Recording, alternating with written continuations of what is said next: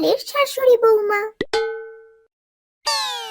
ও মা গো, আমার বেগুন গাছে দেখি ফুল হয়েছে।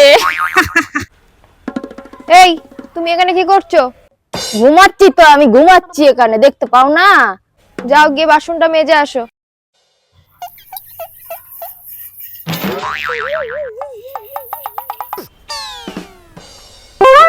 মেয়ে ছেলেটা জন্মের বদমাস।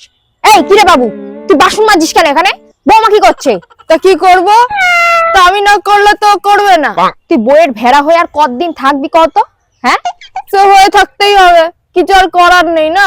তোরে কি আমি এই কারণে বিয়ে দিয়েছি, ঘরের রান্না বান্না বাসন মাজা এইসব কাজ করার জন্য? হ্যাঁ, তোমার বৌমা বলেছে কিছু বললে ওর কোন বয়ফ্রেন্ড আছে ওর সাথে চলে যাবে, সেই জন্য তো ওর কথা মতো চলছি। সারাক্ষণ বউ যা বলবে তাই করবে একদম। যাও যাও, তুমি ঘরে যাও, আমি ভাত বেড়ে দিচ্ছি, যাও। অপদার্থ গুলো।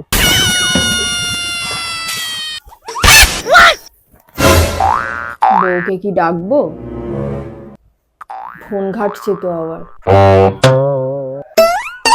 না ডাকি, না ডাকলে আবার বলবে ঠান্ডা ঠান্ডা খাবো না, আবার গরম করে নিয়ে আসবো। বলছি কি বউ, কি গো?